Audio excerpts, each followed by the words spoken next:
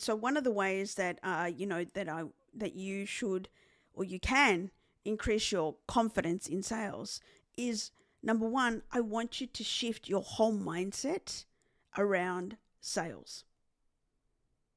A lot of people go, "Oh, I don't sell.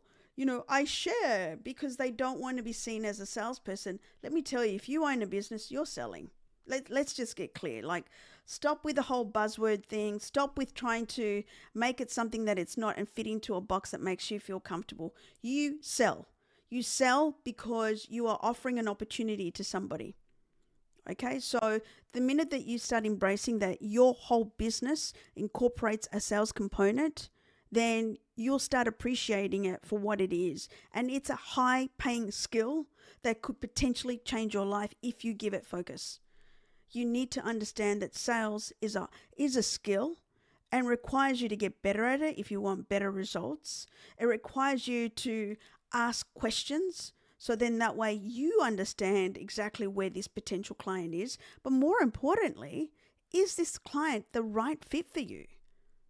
Because the more that you understand that not everybody is for you, and you start asking questions to probe if this client is for you, you're going to have a better business, a more robust business, and less attrition in your programs or with your products or your services, whatever it is that you offer. So shift your perspective around sales. For myself, for my vision, for my business, for thousands upon thousands of women who have entered my program. And so number one, shift your narrative around sales. You're not there to convince, you're there to transform.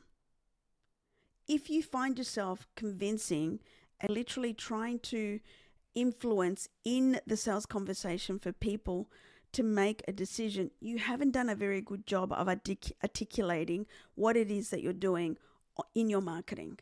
Because sales is really about confirming. When you're in the sales conversation, people are pretty much 80% sold on what it is that you're doing if you've done your marketing right. Now, that's not to say that your marketing is going to be on point all the time, because literally with marketing, you are in testing phase every single time that you put some marketing out there. But by and by, you should know who it is that you're speaking to, so you won't be that much off the mark. However, if you find yourself constantly having to convince and repeat exactly what it is that you're doing, your marketing needs a little bit of a shift and maybe more in alignment in terms of language and also positioning to speak to your audience the way that they're going to understand it. So that way they raise their hand and want to have a conversation with you. You need to focus on the outcome and the transformation that your program is likely to give potential clients versus what it is that you offer.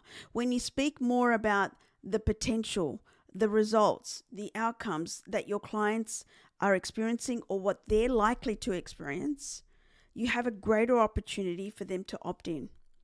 Because it's okay for you to be experiencing, but in their mind, you're a unicorn. You're probably unrelatable.